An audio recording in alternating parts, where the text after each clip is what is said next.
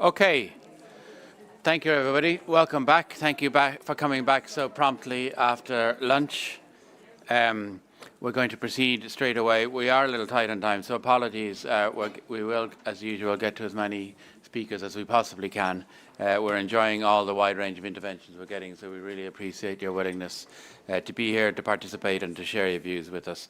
And this next session is a very important one, and one, as you heard earlier from the Executive Director, is a focus here at the agency right now, including a new report that will come out just a few weeks' time in conjunction with our friends in the G20 presidency of Brazil, and it's designing policies to maximise positive social impacts. And I know it's going to be a very interesting and informative session.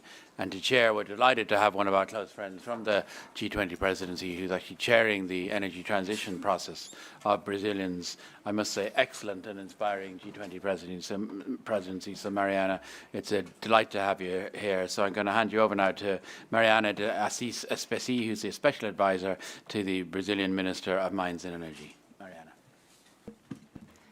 Thank you, Brian. Good afternoon, everyone. I welcome you all to the third session of the IEA Global Summit on People-Centered Clean Energy Transition. It is a great pleasure to chair this important session. First of all, on behalf of the Brazilian Minister of Mines and Energy, Alexandra Silva, I would like to congratulate the International Energy Agency for relaunching the Global Commission on People-Centered Clean Energy Transitions, which he is honored to co-chair. The timing couldn't be better to resume discussions on this critical topic.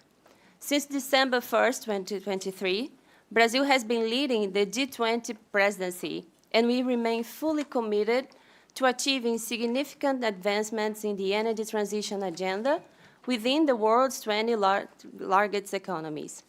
Under the leadership of President Lula, we have established an ambitious delivery agenda with the fight against hunger and poverty as one of its primary pillars. The topic of energy transition has gained even more relevance after COP28, and during our G20 presidency, we have been actively working to deliver tangible results in this area. Following this directive, we defined the social dimension of energy transition as one of the priorities for the G20's Energy Transitions Working Group, and we hope that the outcomes of this work will also serve as a foundation for COP30, which is going to be the COP of just transition, as said by President Lula, to be held in the heart of our Amazon forest in Belém. We are thrilled to have IEA support on the social dimension of energy transition agenda during our G20 presidency, and we fully endorse this Global Commission and other related initiatives, such as the Clean Cook in Africa Summit, which we are also keen to level up the results in the TWG on G20 agenda. We have no doubt that we are facing an unprecedented global challenge and that each country or region has different socioeconomic realities and cultural contexts to consider on their energy transition pathways. Yet, even amid the climate emergency we face, we must ensure that the energy transition is just and inclusive. Depending on the political choices associated with this process, we may continue to reproduce traditional development models that widen inequalities and deepen vulnerabilities, which is undesirable. We believe that the energy transition cannot be understood solely as a process of technological replacement. We must ensure that the energy transition is a new model of economic and social development. To ensure that no one is left behind, we must effectively put people at the center of the policymaking related to energy transition. We need to establish effective ways to combat energy poverty. We need to create mechanisms to reduce the cost of new technologies and ensure access for all segments of the population. Public policy decisions related to energy transition must also take into account issues of gender, race, and ethnicity. We need to promote social dialogue and stakeholder engagement in decision-making processes. We must ensure decent and quality jobs for our workers and prepare our workforce for the energy transition. we must respect the rights of indigenous peoples and traditional communities, offering social protection mechanisms whenever possible. Last but not least, we must mitigate the negative impacts caused by energy projects, including clean technologies and mining, while increasing the benefits and social compensation for affected communities. Recognizing our responsibility as both the G20 presidency and co-chair of this IEA Global Commission, we call on all members to actively participate in the discussions on this topic so that we can advance with tangible results at the end of this new cycle of activities. We can't afford to waste time. We must act decisively to ensure we make collective progress towards meeting the agreements reached at COP28 in Dubai.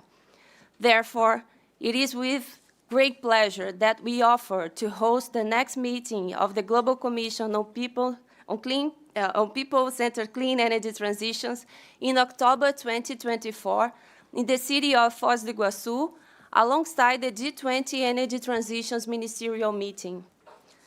I'm also glad to share here with you today some of the Brazilian experiences by bringing the social dimension to our energy transition. Our country has successful public policies in the energy sector aimed at low-income population and vulnerable communities. In 2003, we created the Luz para Todos program, Light for All, in a free translation, which aims to ensure universal access to electricity throughout the country. Since its inception, the program has benefited over 17 million people across 26 Brazilian states, the majority of them located in the Amazon forest region. Last year, the program was relaunched to allow for off-grid solutions, and with these, we expect to reach over 2 million people by 2026. In 2023, last year, we launched the Energias da Amazônia, Energies of the Amazon program, which aims to reduce diesel usage for energy generation in almost 2,200 isolated systems located in the Amazon region. With estimated investments of 5 billion reais, we plan to gradually replace these small thermal power plants with renewable solutions and grid connections, reducing GHG emissions and benefiting 3 million people living in the region with a more stable power supply. We are also about to launch the National Energy Transition Policy, which will establish, for the first time in our country, the National Forum for Energy Transition, which is going to be the space for social dialogue and stakeholder engagement, including representatives from civil societies, traditional communities, labor force, energy consumers, and social movements, in the design of the energy transition policies in the country. Finally, we are also working on the design of the national strategy to combat energy poverty, which will serve as the basis for advancing new fronts in public policies in our country, such as clean cooking. In this session, we would like to hear you all from all the different elements of policy design that is essential to ensuring that the benefits of clean energy transitions are maximized and fairly distributed amongst all segments of the population. To further these discussions, joined by energy ministers, high-level government and private sector representatives, as well as key international organizations and non-governmental organizations, we kindly welcome as many contributions as possible, and it is a pleasure to have you here in this occasion. So let's keep the discussions as open and dynamic as possible. And before moving to the discussions, I would like to invite a few speakers to set the scene for today's discussion. So, with all that said, I would like to open the floor to Diego Pardo, Minister of Energy of Chile, to share his keynote perspectives on Chile's leadership in designing clean energy transition policies. Minister Pardo, the floor is yours. Thank you so much, Madam Chair. So in my 5 minutes, I would like to talk about subsidies to residential consumers. And this is a subject that is often criticized because subsidies do not provide signals for efficient use of energy, and they oftentimes involve fiscal risk to governments. But they play a significant role in the transition when the time is right. And timing is the essence of success here. In Chile, we have been rather successful in providing a regulatory setting for the increase of wind and solar. We, about less than 1% of our injections to the electricity matrix were wind and solar in 2010. Now it's about 30%. So we have increased a lot. And this has been done without subsidies. But what's the challenge we are facing now? Is that due to COVID, pandemic, struggles in international commerce, and due to the invasion of Ukraine, hydrocarbons became hugely expensive in a very short period of time. And we are going to depend we still depend, about 40% of our electricity matrix is produced on base of hydrocarbons that we import. And this is going to be, for the foreseeable future, this way, for at least a couple of decades. And this shock in the prices of hydrocarbons forces us to raise electricity bills. And the problem we are facing now is that in order to keep constructing windmills, to keep constructing solar farms, we are facing increasing opposition by citizens that say, why should I have to bear the problems associated with windmills in my backyard if when I see my electricity bills, it only goes up and up and up. And that's where subsidies play a key role in order to buy us time, in order to shield low-income citizens from these shocks in the oil market, in the coal market, in the natural gas market. If subsidies are well conceived, if there is a de-escalation plan for these programs, they can play a significant role in order to isolate low-income consumers from the shocks. That comes with what's happening with hydrocarbons. And this is the case of Chile, but it's probably going to be the case of many countries throughout the world for two fundamental things.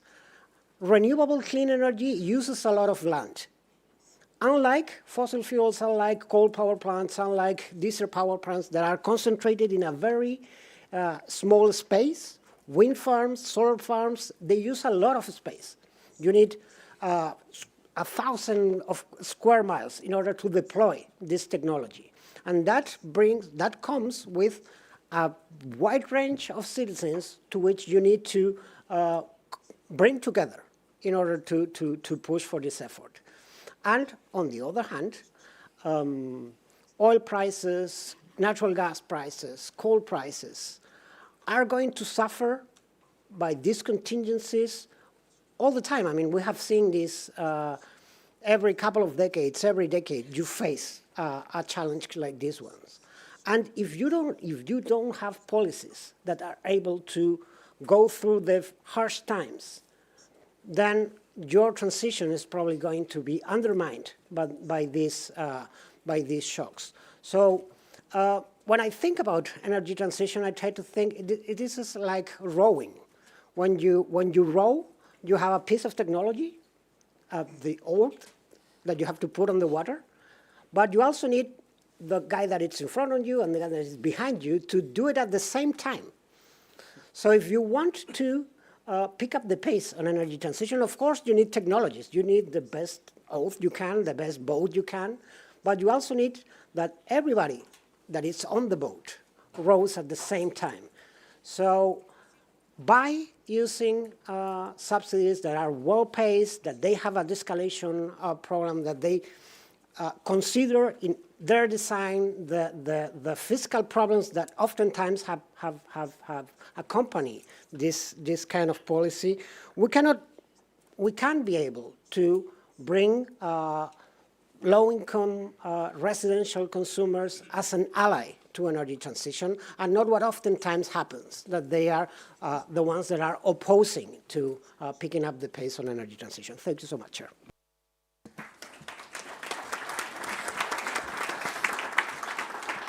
Thank you, Minister Pardo, for these very concrete suggestions. I would like to invite another keynote speaker, Aisha Sia, Youth Climate Advisor to the UN Secretariat General, who has kindly agreed to share her perspectives about this important topic. The Thank floor you is so yours. much.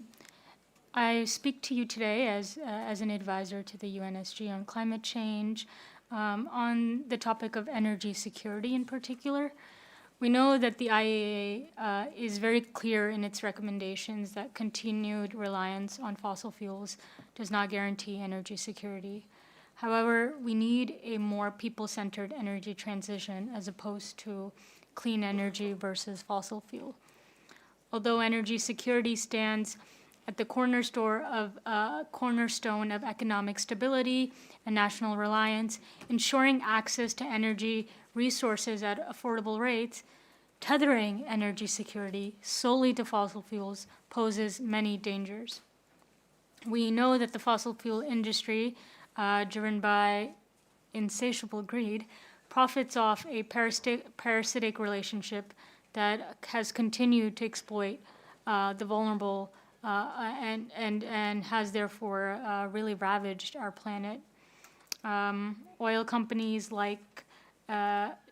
companies expand their operations in the global south, paying little to no taxes and depriving governments of vital revenue that could be used to invest in energy infrastructure and essential services. This exploitation further entrenches the dependence of the global south on fossil fuels, leaving them at the mercy of powerful corporations and countries who wield their dominance to oftentimes manipulate prices and withhold supplies, sending shockwaves throughout the economy and hindering the growth. It is irony that energy security, especially in the generation and distribution of electricity, is monopolized by the fossil fuel industry under the guise of maintaining market stability and supporting daily lives. This monopolization not only exacerbates the climate crisis, but also paves great geopolitical risks, threatening the delicate balance of power at the world stage. As we look ahead to future COP negotiations, it is rather troubling to see that the main topic of interest for Azerbaijan at COP29 is renewable energy. However, COP29 is actively involving oil and gas majors in the conversation. This alliance, fueled by the industry's long history of opposing renewable energy and lobbying against climate action, threatens to derail our efforts toward a sustainable future. With deep pockets and political influence, we risk creating a world that may appear green, but on the surface, but is anything but.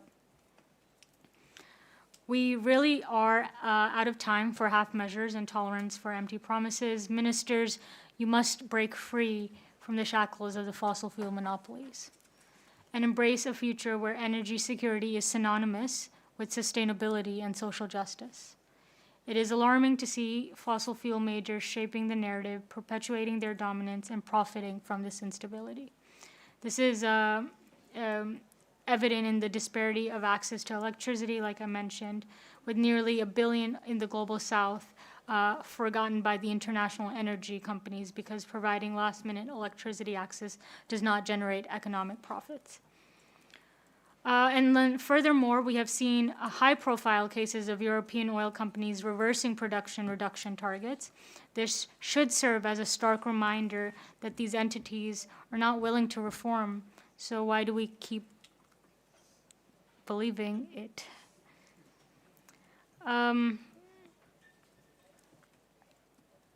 Even in the so-called developed countries, rising energy costs exacerbate poverty, with millions struggling to afford basic necessities. The fossil fuel industry capitalizes off our energy dependence, exacerbating poverty while evading taxes, like I mentioned, and depriving governments of crucial revenue. We cannot continue to sacrifice the well-being of our planet and its people at the altar of profit.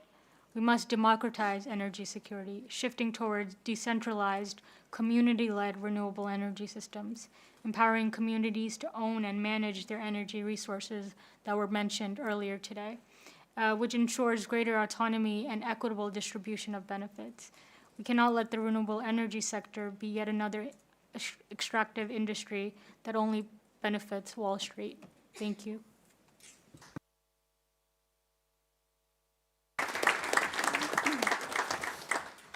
Thank you so much, Ms. Siddiqa, for providing this crucial voice to this session.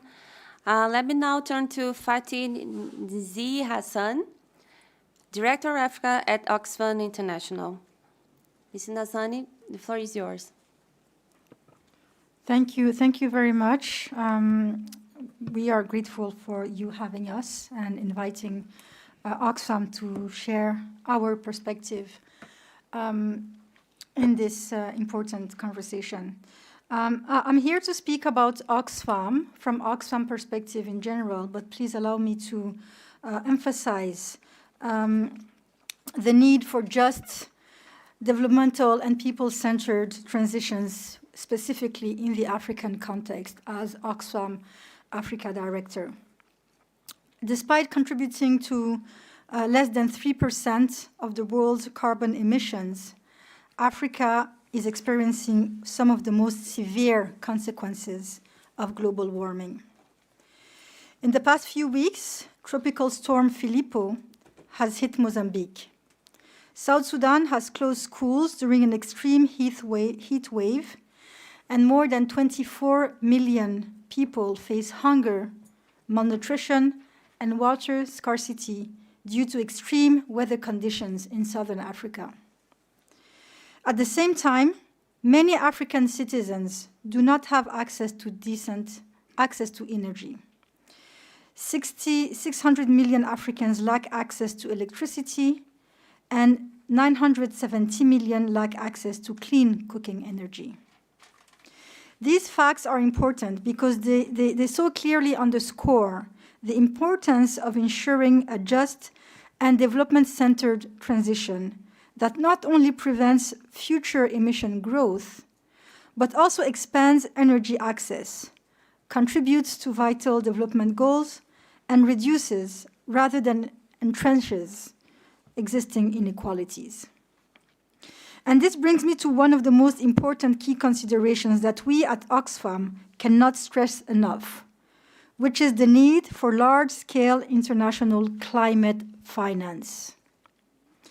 Findings from Oxfam in 12 lower-income countries reveal that most do have ambitious emission reduction targets and are seeking to increase the use of renewable in their energy mix.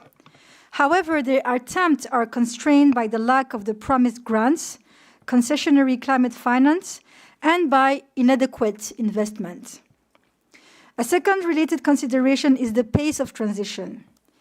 If an underfunded and overly rapid phase-out of fossil fuels is imposed in low-income countries, those could face serious fiscal disruption, energy access reduction, and that would set back development prospects.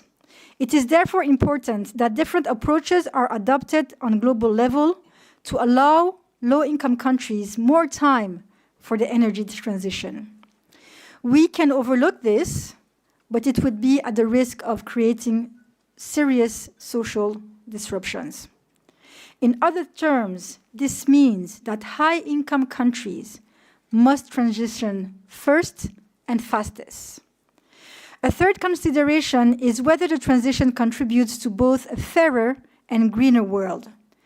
But this depends on whether all stakeholders put justice and rights at the heart of transition policies and programs.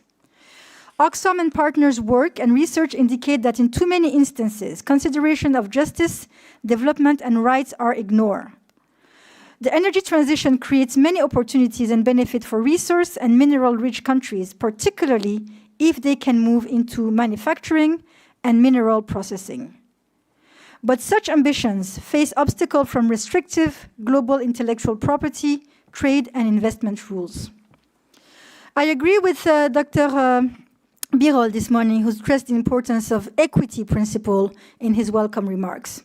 So all stakeholders need to take responsibility to ensure a people-centered transition, but governments in particular need to play a proactive role in resetting the rule of the game and managing the transition to ensure it's not only fast, but also fair.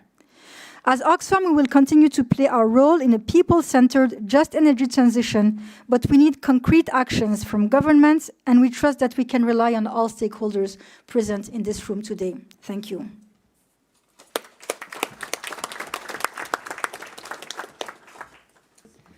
Thank you so much for these enlightening discussions and sharing Oxfam international perspectives, Ms. Nazi Hassan. Let me now turn to John Danto, Secretary General of the International Chamber of Commerce, which he's going to bring important perspectives from the voice of the world business about the challenges, real-life challenges and opportunities. Mr. Danto, the floor is yours. Thank you very much, and I'll use my 30 minutes wisely. I'm joking. I'm just want to make certain everyone's engaged. You'll pull me down. Just a couple of things. We really welcome the opportunity to participate in this discussion. I also welcome the fact that there are so many representatives from organised labour here and from civil society. This is a really important discussion for us to be involved with. And from our past experience working with groups like the International Trade Union Movement on critical issues to do with debt, climate, and particularly vaccine equity during COVID, I think the voice of the ICC combined with civil society, organised labour, and interested parties can make a very powerful voice to actually expedite what is being called for all around this place, which is faster action in order to achieve net zero. Let me just say about the ICC, because I did hear some particular descriptions of various parts of the private sector. Friends, we're in 170 countries. We represent more than 50 million businesses. 70% of the ICC is actually in the Global South. And the success of the ICC's constituency delivers employment and opportunities to more than 1.5 billion workers, so 1 in 3 workers in the world. So we have a real interest in ensuring this process that we're engaged with here is actually real and delivers. I just want to make a couple of comments, and I think Fadi made a very powerful call. What we're seeing with finance is that there's actually an expedited engagement by the private sector in providing private finance. Something like 60% now of financing for climate comes from the private sector. But my friends, the reason I am here is that we want your support because there are inhibitors in us getting the private sector financing into developing and emerging economies. And that's where the greatest need sits. I'm pleased to be under the chairmanship of Brazil here, because I'm co-chair of finance and infrastructure in the Brazilian B20, and this is a big discussion for us there. But there are things in the way of us getting that. So talking about policy reforms, first of all, I'll look at it in 3 dimensions. First of all is around government. The second is around the behaviour and the incentives, I suppose, and support of the multilateral development banks. And third is actually around regulators and standard setters. And there's some really important issues there for us to think about it. With governments, if I can just focus on that for a second, it's vitally important that they establish robust policy ecosystems for clean energy, starting with clear targets, but also encompassing sound permitting and regulatory processes. Because frankly, without those, it actually makes it harder to invest and get the finances we need. And we want to see the roadmaps for the NDCs build in critically a commitment to 1.5. And that, by the way, is not happening with the level of ambition it should. And we at the ICC will push for that. At multilateral development banks, we want them to shift to become a catalyst. I think we all know that the return on investment that we're actually seeing at the moment is only about 1.3. But if we can shift that, that will actually, and there's openness to that as well, and you've heard Ajay Banga talk about this at the World Bank. So there is actually an opportunity here, but the issue for us is for them to move from debt to equity and how we help them create that environment. But then I just want to talk a little bit about the regulatory and standard setters. Now, we're aware of growing concerns that the financial stability rules that are curated through the Basel framework are becoming a growing inhibitor to the flow of climate finance from private sources into developing economies. You know why that? It's because of sovereign downgrades. And this is an issue that Sharon on the other side and I have talked about before. There's almost a synchronicity. A sovereign downgrade, automatically what happens is credit ratings go down for companies seeking to get access to finance. That interlinkage was actually set up in 0809. That macroprudential regulatory framework needs to be re-examined in the context of the real world in which we operate and the ends to which we're seeking as well. So that's something we're looking for, and we're actually doing a lot of work through the Brazilian G20 on this and through the G7, and we'll be doing the work through the BRICS Plus business groups as well. So that's important if I could put that out to you. The other is ensuring that there is a clear linkage between what we're doing on trade and on climate as well. Last year, for the first time, we were able to put together a trade and SME, trade and climate day at the Dubai COP28. That was the first time ever the two have been linked together, because you know that 50% of emissions at least are coming out of trading across borders, etc. So we need to bring that together, and we need to get more work happening on things like removing the tariffs on access to environmental goods and services. So we need to get a unified movement on that as well. So I'm coming to you today, so there are three key areas plus an additional focal points. We need to get governments focus on their NDCs. We need to get the shift in the multilateral development banks to focus on being a catalyst. We need to actually look at specific multi-prudential regulatory frameworks, and we have recommendations on that. And we need to ensure trade and climate as a vector are linked and not dealt with separately going forward. Thank you.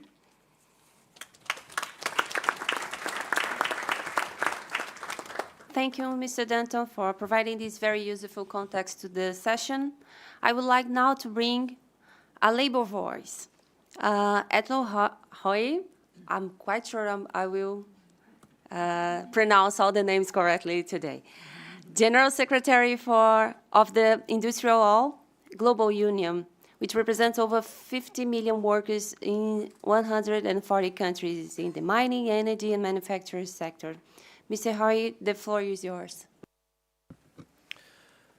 Thank you, Chair. And yes, you got my name almost perfectly correct.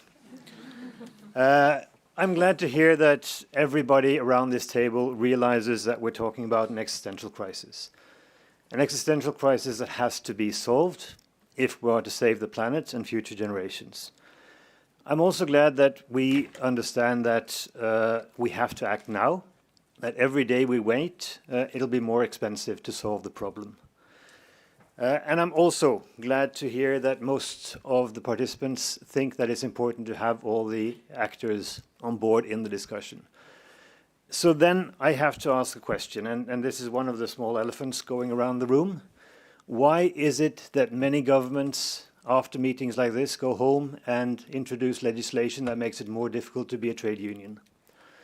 Why is it that many companies spend a lot of money fighting the existence of trade unions when we all realize in these meetings that we need trade unions on the table in order to create the processes that are necessary to solve the problem?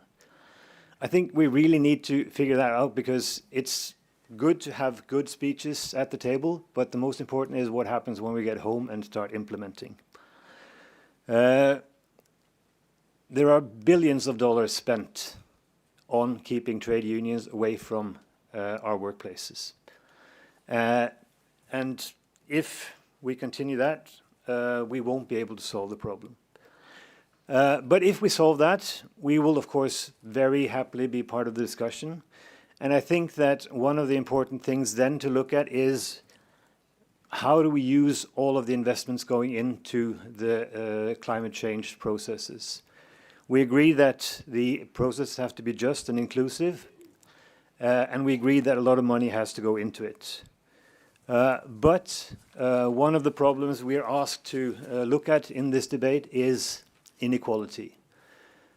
And we have to put these two issues on the table at the same time.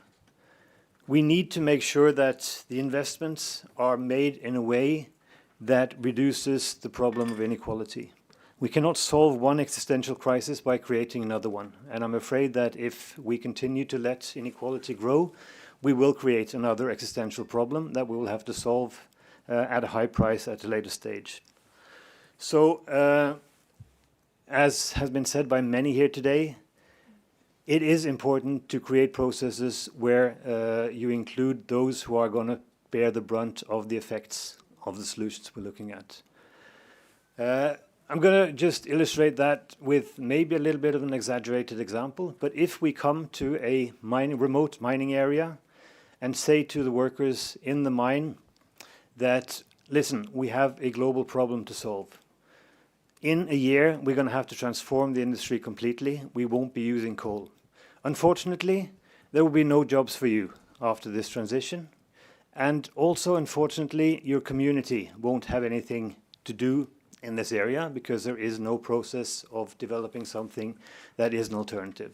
Luc was very clear about this morning. We have to create processes where people feel secure that on the other side of transition there is a good place for them. Now we know that the jobs in the fossil fuel industry are well-paying jobs, good jobs. They're very unionized, organized, because the unions have spent a lot of time making sure that they are. The new jobs in the new industries are not that organized. We also heard earlier today that the jobs in the new industries are lower paid. That's rather strange when we also heard that the new industries are more white-collarized, higher value added, but still workers are making less money. So even those who get jobs in the new industry do not feel that they're better off after the transition than they were before the transition. These are problems that we have to solve. We don't have time to do it the wrong way. We've also heard several examples here today of what happens if we do it in the wrong sequence. Sometimes we have to start the process all over again. Sometimes we have to go back, and sometimes the results aren't as good as they could have been if we involved everybody from the beginning. So my clear encouragement to everybody is do like Dr. Barol has done in this session, invite the stakeholders, have the real debates, but also when it comes to the implementation on the ground, have the discussion with the local constituents because they are the ones who are going to do the job for us.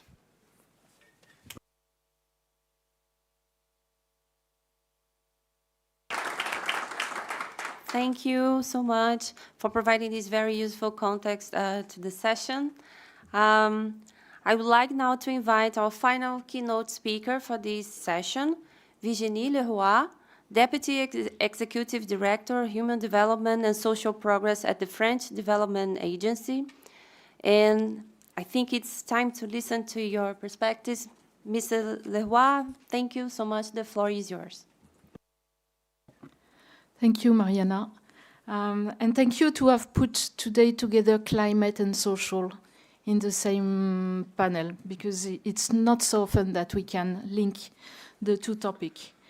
We've opened a new world, of course, of opportunities and disruption, and we have to tackle both of them because we have the opportunity to work on an adequate policy design, and this is this adequate policy design that will ensure the transition to optimize the distribution of costs and benefits across population. Today, as the global head of social development and human development and social progress within AFD Group, I'm pleased to emphasize that we've worked recently on a dedicated cross-cutting strategy to address the just dimension of the energy transition. And please allow me to share with you some key features and examples of this strategy. The message number one is to work on the preparatory stage. We need specifically to look context-specific analysis. These context-specific analyses are the only way to ensure benefits and their fair distributions amongst the population. And to do so, we have to work with research and international organizations like yours, in fact, to release data. We have no other choice to use modeling and multi-sector programming tools to construct pathways, and to add also tools measuring the social impacts of the transition. We need to deploy those instruments from the start of the planning exercise and not after all. We need to highlight potential hurdles to the necessary transformation, but also success factors. We did this within our research departments, focusing on the cost of transition, but also focusing on the green growth analysis framework and a positive budget programming process. We also need to qualify the nature of impacts and really in details, whether positive, creation of new business, reduction in air pollution, but also negative, loss of jobs, competitiveness, destruction of capital, drop in the level of life, and look at the topic really on the earth and on the ground. In South Africa, for example, IFD conducted several studies on how social policies and cost-reflective energy tariffs could impact energy poor households and how we could mitigate, in fact, these impacts. We also need to estimate the distribution of these impacts within society and really in depth by territory, income levels, industrial sectors, because they are all reacting differently, in fact, to the incentives and the shocks. We did develop a specific eco-esteem modeling tools to analyze transition risk by value chains and different value chains, and we did this, for example, in Indonesia. And finally, this is key to design and arbitrate scenarios and give those different scenarios to the policy makers and to the policy decisioners for them to make the good decision to limit negative impacts and maximize a fair distribution of transition dividends. We did this, for example, in Senegal and in Nigeria. The message number 2, we need to go in a voluntary and protective way to design public policy and intersectoral dialogue.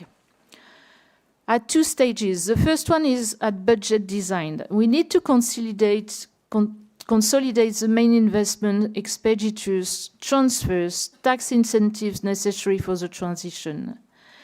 The second, we need to work on a strategy to mobilize private resources. The gap financing is too huge just to rely on public expenditure.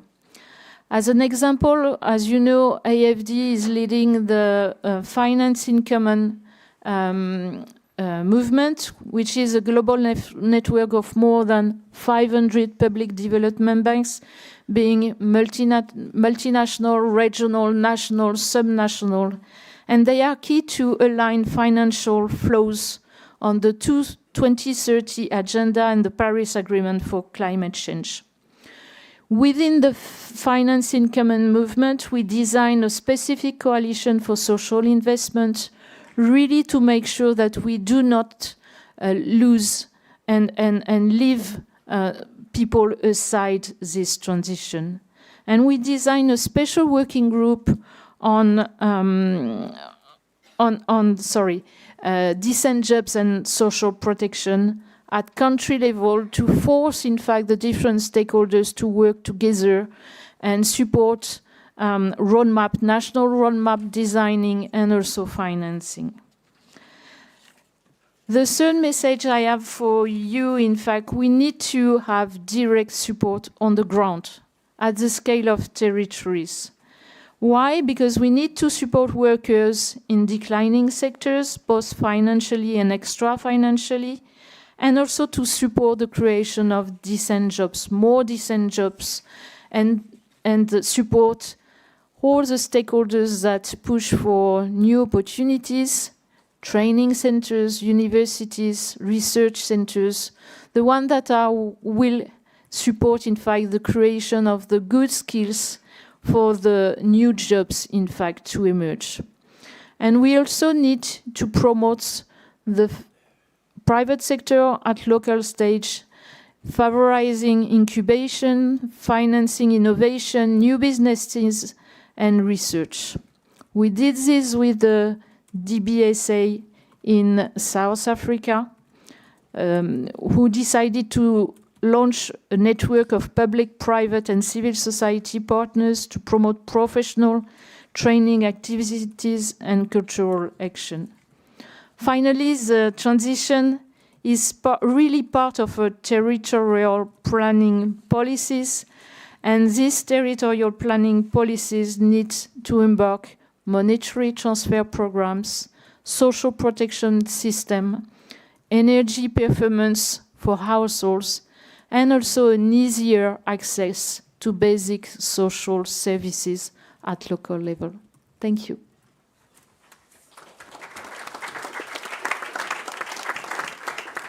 Thank you, Ms. Leroy, for providing this very useful final keynote. And now we are going to move for all keynotes, for all other stakeholders and participants to provide their comments. And I kindly request you to provide your inputs by taking into consideration three quick questions that I'm going to highlight right now. The first one, what are the key considerations that should be integrated into clean energy initiatives to ensure that benefits are maximized and distributed equitably across different socioeconomic groups and regions? The second question is, what are the examples of successful clean energy programs targeted towards low-income and vulnerable communities?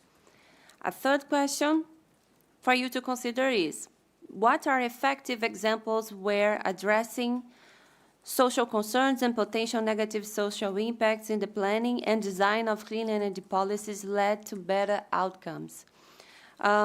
These questions and the previous keynote interventions laid the ground for our discussions on how to design the policies to maximize positive social impacts.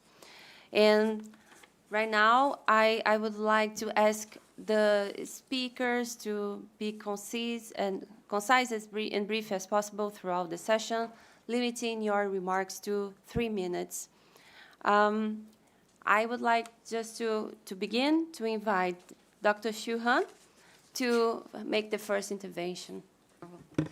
Thank you, Madam Chair. And as previously mentioned, that clean energy transition is not just about climate. It is also relevant to a broader concerns on the sustainable development agenda. The nature of renewable energy offers us the opportunity to be independent from fossil fuel. And in the meanwhile, the technological progresses allows us much cheaper access to energy. Thus, I would like to contribute with some Chinese experience on that. China has developed its energy revolution strategy in 2015 and has made continuous efforts on that. We have adopted not only an economic approach, but also a society-wide approach. Back to the beginning of this century, China has provided electricity to millions of rural residents through BRIGHT projects in 2001 and Golden Sun projects in 2009, greatly improving the accessibility of electricity in remote areas by putting up PV modules. Later on, China has successfully integrated energy transition with the poverty alleviation. A dedicated fund is used to invest PV stations and rooftop PV system for villages and families that are lack of source of income. Jobs are created for the maintenance of these projects, and local authorities also provide training so that they don't have to work remotely. A total of 2.64 gigawatts PV panels have been installed under this energy transition and poverty alleviation hybrid scheme, benefiting 92,000 villages and more than 4 million households, with an annual power generation revenue of approximately 18 million yuan per year. Similar cases apply to coal-producing regions and Gobi deserts on the ecosystem recovery. to incorporate more interests to the society. The Chinese government also allows renewable energy projects to be built in the farming lands, on the pools, and on the rooftop of water pumping stations in the rural areas, as long as the original activities are not interrupted. Simplified permitting procedure is applied, and a constant tariff is applied to rooftop PVs and distributed wind projects, so that the risk of price fluctuations is not exposed to low-income populations. In 2023, more than 15 gigawatts of distributed wind projects and 116 gigawatts household PV capacities is available to contribute to the energy transition in China. We believe that there will be more with the Yufeng and the Muguang projects in the villages. And also, I would like to mention that China has projects on clean cooking and heating, and more than 37 million families abandoned coal in their cooking and heating. A transition fund will also be established to deal with the issues on just transition in China as well. Thank you. Thank you so much. Now I ask Sophie Moo to make your comments. Thank you very much. I will soon switch to French for my address, that I will focus on the fact that our policy should not be designed in average. Ce qui est important dans What is important in designing our energy transition policies is to adopt an approach which is not one based on averages, but which takes into account all of the individual situations concerned. Favorable policies to foster the energy transition, to favor energy security and economic resilience can have fairly variable impacts according to social situations and geographic regions. So it's very important, once you have initially fleshed out your policy designs, to take into account the individual characteristics of the areas where you are implementing them, the socio-geographic requirements. More and more in France, we have been working on spatial planning in this regard. When we are developing renewable energies and transition policies, adopting a spatial planning approach gives local communities greater visibility. It enables the local communities and the local governments to understand the impact of the coming transition and to really participate actively in that transition process. It's a very important point. Another associated issue that's been mentioned by several speakers is the need to have open public debate. It's true that that takes some time when you are planning, when you are designing and implementing projects, but it is of fundamental importance for the smooth running of those projects, and it is very important to allow time for people to express themselves and time for public authorities to listen. We have an independent authority, the National Public Debate Commission, that intervenes for all major projects at a fairly early stage of their design. From an economic point of view, it is also very important not to take an approach based on averages, but rather to look at individual situations. For certain consumers, certain population groups, the cumulative impact of all of the state policies can end up being quite difficult to cope with, very difficult for specific consumers and households, or for certain companies. And so it's very important to take a case-by-case approach and to put in place the necessary mitigation approaches or compensation, particularly to reduce bills for the most vulnerable households where it's necessary to provide financial support. So many different ideas, but I would insist on the importance of a tailored approach, not an approach based on averages. France has overseas territories as well, and that illustrates the need for that case-by-case approach. Thank you for your attention. Thank you so much. Sophie, I would like to call Vaya Tonga from the Asian Development Bank. The floor is yours. Thank you. Thank you very much, Chair. Your Excellencies, Asian Development Bank is one of the largest multilateral development banks working in the Asia-Pacific region, if not the largest. And we have roughly about annual lending capacity of about $25 billion of our own funds. In addition, of course, we bring in co-financing. Energy is essential for economic growth that has lifted millions of populations in our region, of course, but at a great cost, as all of us know. And currently, Asia-Pacific region is the source of 50% of global greenhouse gas emissions. And at the same time, this region is quite vulnerable to climate disasters, as you could see in the case of Pakistan and Bangladesh flooding. And therefore, most of these, impact at the end the women and children mostly, and the vulnerable groups. These difficult facts tell us that we need to deploy substantial resources to make this transition. At the same time, we also should make sure that the transition is just and inclusive. Let me highlight 3 key ways that we can accomplish this. First, we urgently need to scale up support for energy transition using innovative approaches.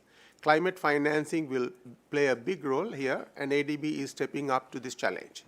ADB is fully committed to its role as the climate bank of Asia and the Pacific.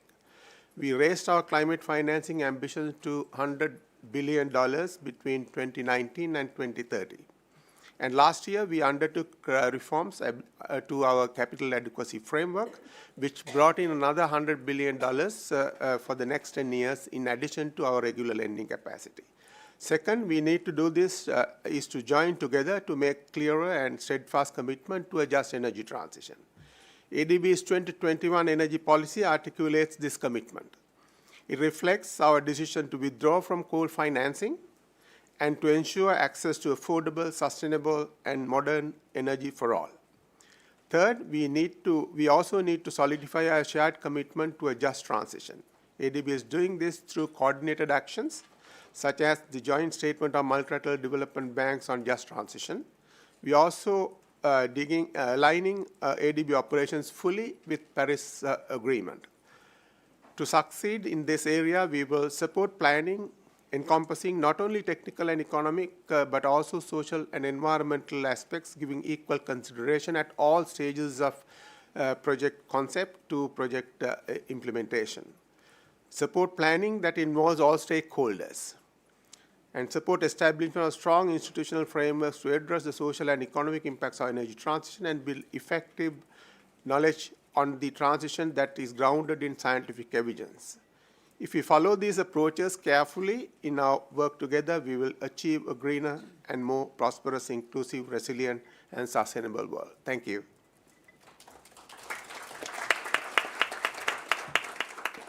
Thank you so much for your considerations. And now I will invite Alison Tate from the International Trade Union Confederation to have your contributions. Thank you. We heard about elephants in the room in terms of lack of workers' rights. The elephant in the room, I think, is lack of access to finance, not lack of finance, but who's going to pay? To address these questions, what are the key considerations? Well, we often hear in the finance discussions about how to create decent jobs and job creation and transformation of the economy at the scale and the speed that we all acknowledge that we need. We hear impact investing and sustainable finance and the links for labor rights and human rights in terms of due diligence for companies to actually have the programs in place that will be impactful. Well, that's called implementing investing in a just transition. And we're way past the design phase. We're actually in the implementation phase. So where is the money coming from and who benefits?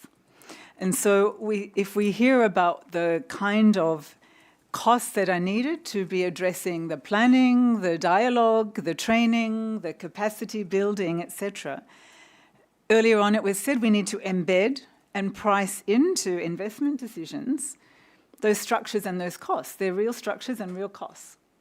And yet, if we don't do it, the costs are much higher of inaction. So I would say then the answer to the second question on successful examples, particularly for low-income and vulnerable communities, I would say that very often when we speak about the finances of it, we hear a lot about stranded assets investments in infrastructure or in projects or in indeed business lines that actually ultimately will be phased out or are not going to deliver for those stakeholders.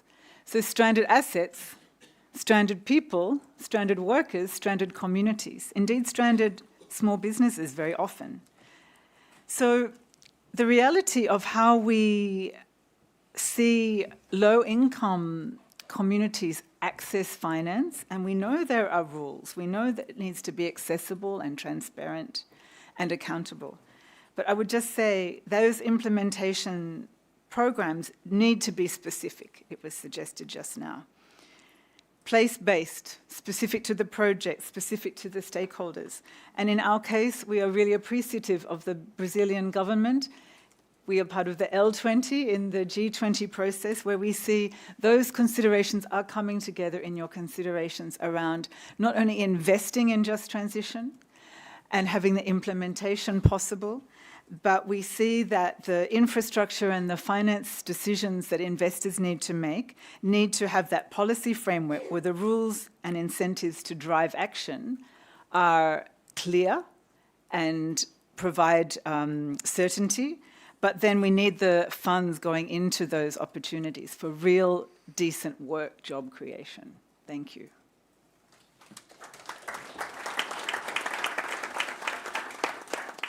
Thank you so much. I now open the floor for Zofia Suleymanova from the International Environmental Corporation of Kazakhstan. The floor is yours. Thank you very much, Your Excellencies, dear participants of this Global Summit. Thank you very much for invitation and for organizing this important dialogue. I think I will provide a little bit different perspective in terms of the discussions that we have from a perspective of a fossil fuel country. So Kazakhstan is the largest landlocked country in Central Asia. We're ninth biggest in the world. We have an economy which is very often described as resource-rich economy, which means that we rely on fossil fuel, oil, gas, and coal. However, we are very much determined to play active part in implementing climate action. To be specific, as a developing country, we have already committed to absolute carbon emissions reduction by 2030 and pledged to achieve carbon neutrality by 2060. The climate action is one of the top priorities of the President of Kazakhstan, Tokayev. And last year at the United Nations General Assembly, that was before the COP UAE consensus, he noted that a gradual, sustainable and socially responsible transition away from the use of coal would be a big bonus in achieving the global climate change goals. So in Kazakhstan, the decarbonization would mean that we will need to do an energy transition because energy sector represents over 80% of national emissions. And I would like to mention two aspects that we consider when we speak about the transition, and that is definitely a just transition for us. The first thing is the transitioning away from using coal, especially, but also the fossil fuel, as it was mandated in UAE consensus, would be important in the regions which are dependent on these fossil fuels. In case of Kazakhstan, we have something that is called monocities, which means that the city is fully specializes on producing fossil fuels.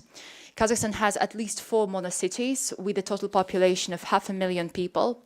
We're not even including the people who are involved in fossil fuel related sectors and industries elsewhere in the country. So that means that for us, just transition in these regions would mean that we will need to completely reorient the entire cities, their industries, lives, create new industries, re-employ people, re-educate them, and so on. The second one that we look into is that just transition is considered from 2 angles. One is finding opportunities for people working directly in the sector or employed in supporting sectors. As I said, that would be a lot alongside with the monocities, but also supporting people who will be affected through the clean transition, because that would mean that the tariffs are going to go up for these people, especially for the most vulnerable population. So basically, we see that for the energy transition, we need to think about the just component, and that is very important. I know that I have very little time, but I will just be very short on that. So what we need to do about this, there are two things. First, the international cooperation and the national efforts. When speaking about the national efforts, what is important is you need to start the dialogue and you need to discuss, because people, and it was mentioned previously, because people will not be liking your ideas. If you say that we are going to tackle the global climate change, and if a person is about to lose his job, he will not be fancying this idea. So we've already started some of the discussions with the private sector, with the civil society, to create the platform that will be specifically focusing not so much on the energy transition, but more on the just aspect of such transition. We noticed that private sector is very often quite willing to involve, engage, and participate in the transition of this, in basically doing the decarbonization, but they do indeed need a very good environment and the policies. So the first thing that you want to do is you want to create the platform, discuss, and make sure that you have proper policies. And that also includes the just transition in critical minerals. This was mentioned because Kazakhstan is also one of the countries with a huge potential for critical minerals. And in my previous position as Minister of Environment, I had lots of discussions with local communities who are not always excited about the extraction of critical minerals because that it might be environmentally unsustainable. So you want to make sure that you create the proper incentives so that the local community can also benefit from these global climate transition things. International cooperation is also very important because without the international support, many countries would not be able to implement the transition. And this was also mentioned and tackled by some of the speakers before me. Specifically, it was mentioned that it's not that we do not have finance. It is about access to finance. Do we have access? Do we have proper mechanisms for the countries and for the communities to access the opportunities, financial and capacity, in terms of capacity? These kind of opportunities, they should be available. And I think we need to have more discussions at the international level with international players and actors to make sure that we do provide the proper and the just access to the countries, to the governments, to the communities. Thank you.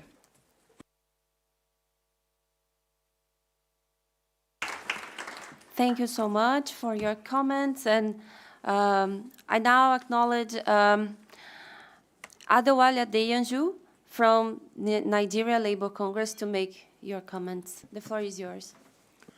Thank you, Madam Chair.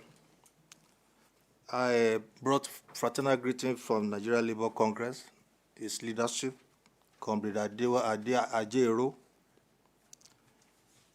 I commend the International Energy Agency, IEA, for convening this epochal global summit on people-centered clean energy transitions. This meeting coming a few months after the landmark conference of the parties, that's COP28, which recorded significant milestones, including the mainstreaming of the need to respect labor rights and promote decent work in the Just Transition Work Program. The Nigerian Labour Congress, with the support of the African Development Bank, held a side event at COP28, the first of its kind since about 10 years of our participation in COP climate change conferences. This illustrates the kind of progress that can be achieved when social partners work together. This kind of partnership, we believe, is a major goal of this global summit. The Nigeria Labour Congress also participated in various negotiations on different aspects of climate change, especially just transition. Our robust engagement at COP28, especially on the strength of being negotiating partner with government, buttresses again the NSC climate change, green jobs, and just transition program has made over the years in attracting the ears of government and private sector employers on the need to include workers in climate change policy, making the implementation space. For us in Nigeria, as well as many countries in the global south, climate change and its impact are no longer distant tales, but our daily living realities. Workers in Nigeria, Africa, and other developing countries are awake to this reality, and that is why we are taking the issue of just transition, especially the just transition work program, as well negotiated at COP28 seriously. Fortunately, just transition is a working class initiative. Unfortunately, workers are being able out of the just transition spaces as was a tough battle at COP28, getting the promotion of labor rights mainstream in the text of just transition work program. This is not a coincidence. Since the global discussions on climate change started with the Rio Summit, there has been a very conscious and organized effort to draw the voice of workers from being heard and considered in a global, regional, and national climate and environment discussions. Yet, workers are at the heart of climate change because most of the harmful greenhouse gas emissions happen in the workplace, and workers live in communities where the hardest impact of the emission takes place. To address this imbalance against workers on the matter of climate change, the global working class solidarity has failed for the mainstream of workers' issue at the heart of the Just Transition Work Program: guarantee human rights, labor rights inclusive, participation, promote social protection measures, and ensure sustainable climate finance through public funding and grants. In line with others, COP28, which was just for workers in just transition, the demand of NSA at the national level is that workers must be represented in decision-making space on the climate change, especially the government and policy structures of the Nigeria Climate Change Focal Institution. The National Council of Climate Change, we have also demanded for an audit of workers who are currently employed in vulnerable sectors, so that appropriate transition policy can be developed for them, especially in terms of training, retraining, and upskilling. We have also praised the issue of health impact survey for workers exposed to environmental pollutants, especially those in the oil and gas sector. This is a part of our campaign to end gas flaring,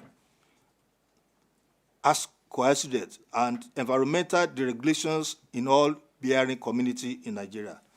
At COP28, part of the UA consensus was a deliberate transitioning away from fossil fuel. This has painful implications for microeconomic stability for resources-dependent countries like Nigeria. This is why we support the identifications of gas as a transition fuel. We use this forum to call on the business community to invest in Nigeria gas sector as a practical statement on just transition. This will go a long way in addressing energy poverty. Disproportionate impact of wood gathering and cooking on rural Nigerian and African women, and boosting revenue available to government for social sector interventions. We have also made this demand on the federal government of Nigeria to adopt compressed natural gas as an alternative. Mr. Duval. Thank you, and God bless. Thank you so much.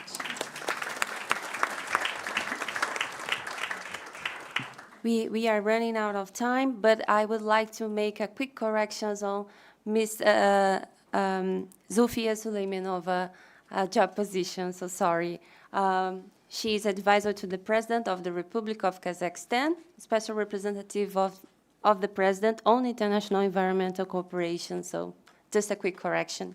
And now I would like to invite another participant to make your comments. I kindly ask Ambassador Jaroslaw Karpovics from Poland to make your comments. The floor is yours. Thank you very much, Madam Chair. I will try to be very, very brief.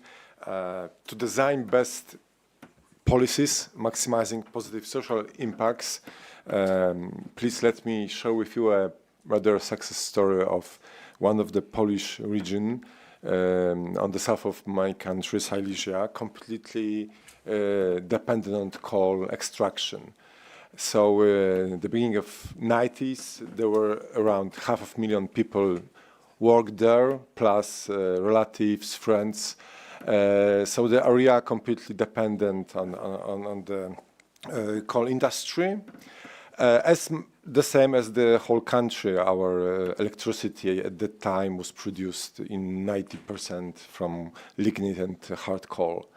And within 30 years, we were able to increase the number of people working there to nowadays 80,000 people. And this region, which was very poor at that time, now is the third, the most developed region in Poland, with GDP per capita on the top of the regional in the regional statistics. So what happened within these years? I think there are three main points very important for my government, and I hope that somehow it can be also useful in your work in finding the best solution. The first was the political consensus. I mean, all governments were very honest to the people living there, that there is no other way just to realize the reality that the coal industry would phase out.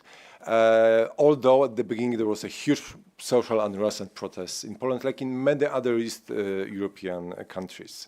So consistency is very important.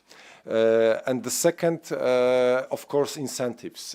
Many programs, projects which was already mentioned and probably is experience of many countries, rather to create new jobs, sometimes a very new industries, not only related to the energy. It was the time of 90s and the beginning of 2000. But the third point, which I think is quite important and not so unique, is to trust people and to give them a chance to do whatever they want. It was very risky at the beginning, and it was also some kind of social agreement to give people who work in the coal industry money to create their own businesses. It's very liberal. It was very liberal, not very popular nowadays, where governments try to have very strict policies. But it worked. I mean, especially in this area. On the south of Poland, with a huge tradition of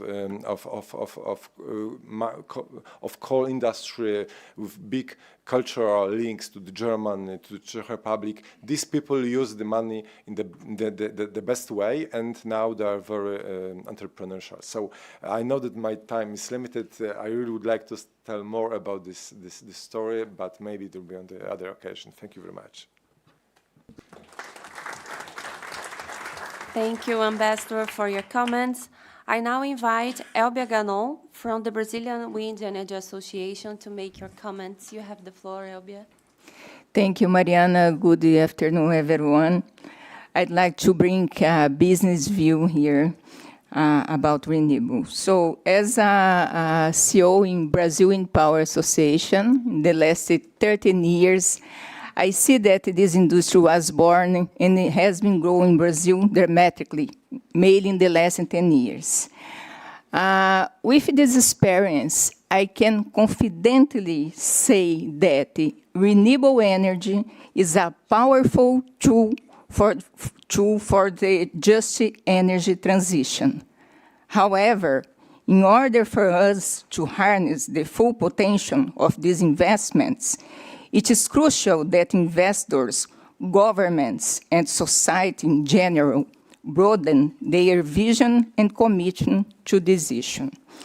During this time, I witnessed the success of wind energy projects, especially in the Northeast region in Brazil.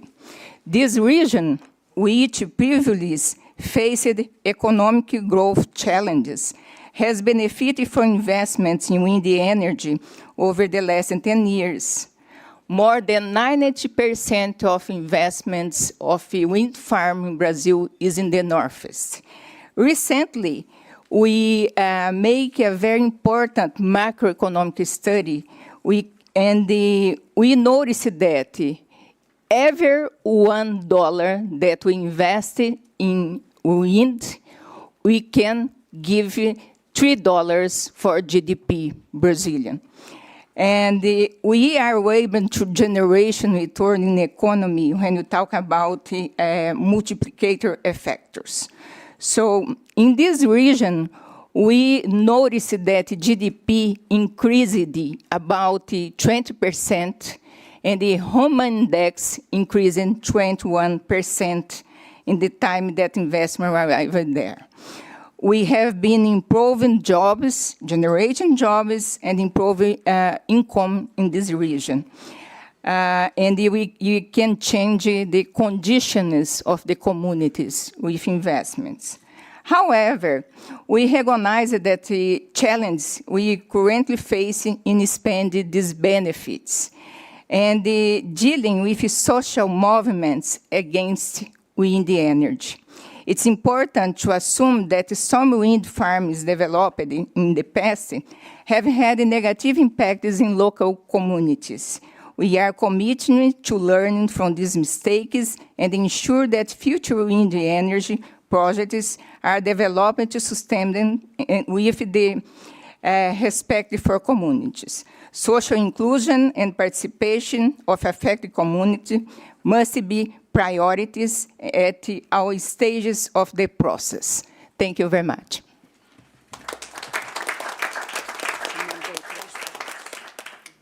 Thank you, Elbia. I would like now to invite Mr. Mike Enscott from GIZ to make your comments. The floor is yours. Thank you very much, Chair. And thanks to the conveners for inviting us. We are very honored and happy to sit with such a distinguished big roundtable today. I represent GIZ. We are the German International Cooperation Agency. That's the agency for international collaboration or cooperation of the German federal government. And we are currently working with about 80 countries worldwide, and many are around the table today. See some familiar faces.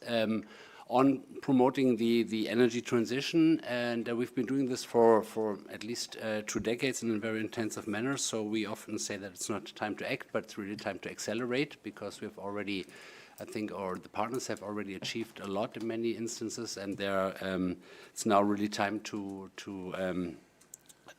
accelerate these processes that are partly already underway in terms of the just energy transition. We are in the countries with more than 1,600 staff of our own. These are mainly or predominantly local staff members from the countries we work with, and we also believe in very long-term partnerships. So we usually work with our partners at least for 3-4 years, but in very many occasions, rather decades than years, because the transition is a complex and long-term marathon, and we want to be there with the partners all the way through. We firmly believe that the just energy transition is too important to be left to the energy sector alone.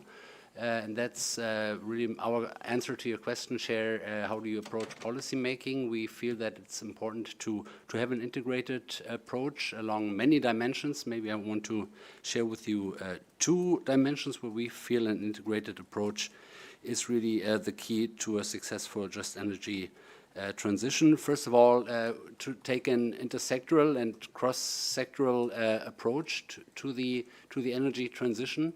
This, I think, becomes obvious when you listen to what has been said here and all day through.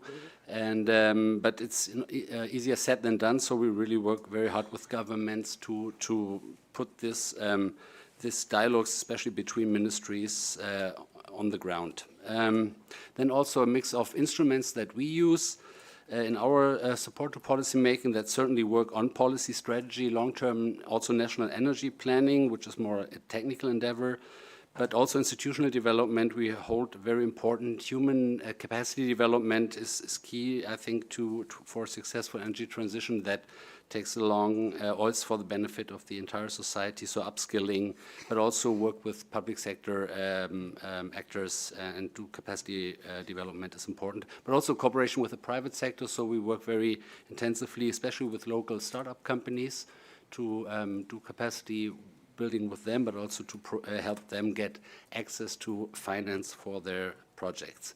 Thank you very much.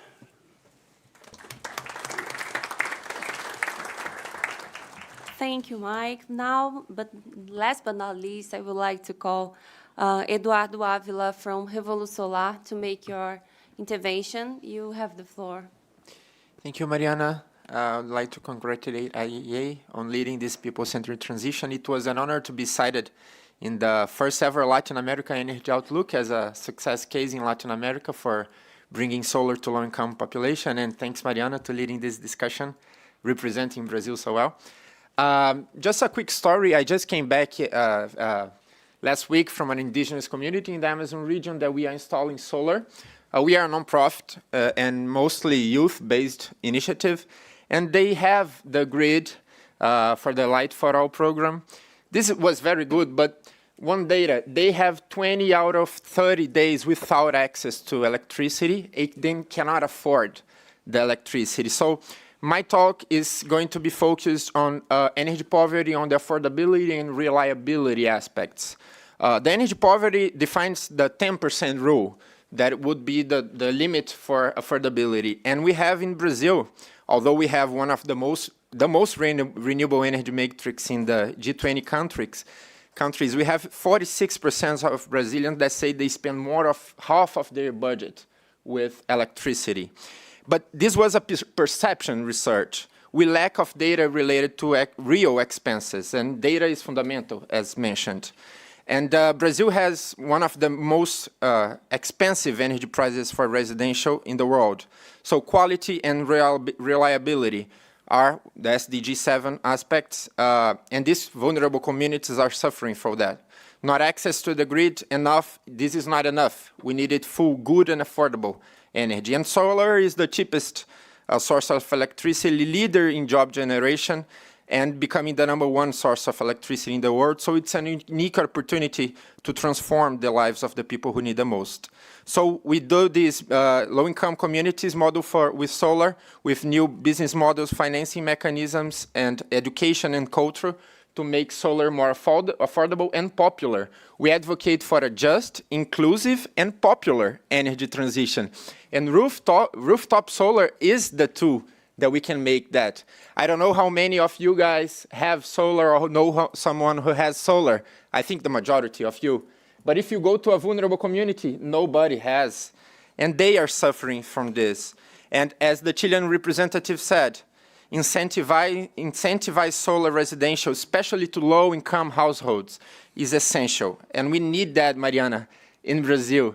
And I think we have a unique opportunity in terms of popular participation, and we are working to give you recommendations for G20 and COP30 next year to do this popular transition. We are committed to connect communities, government, companies, universities to create this collective action for this transition and to provide data on experiences on just energy transition in the Global South to be replicated. Thank you.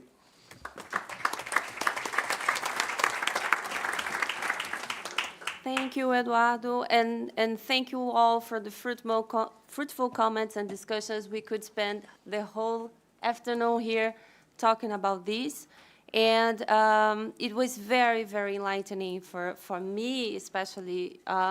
I am co-chairing the G20 Energy Transitions Working Group from the Brazilian presidency, and I took many different notes, and I think my mission right now is to echo many of the key takeaways and messages that you brought here today. And thank you again, IEA, for this opportunity. We do see this as a very, very important moment for us.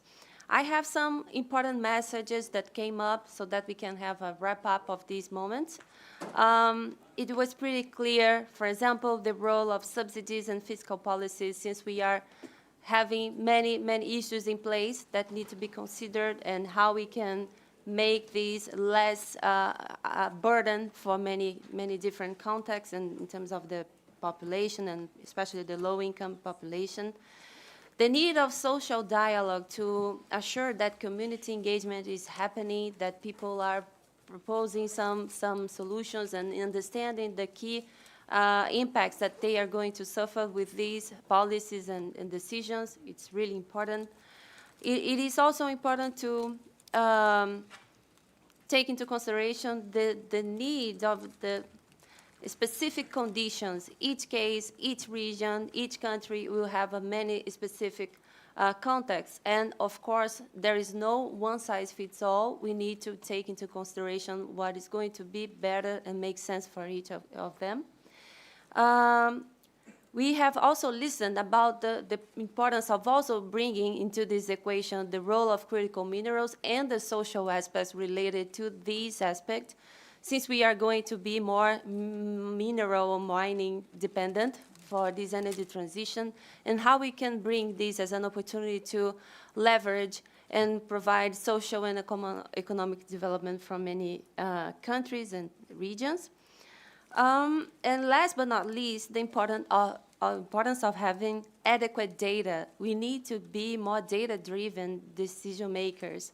So while we are not getting information about how women are being impacted by indigenous communities and more vulnerable part of the population is being affected, we will not address the nice and correct policies.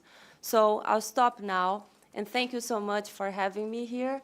But now I pass the floor to Jane, which she has some messages for you from now on. Jane.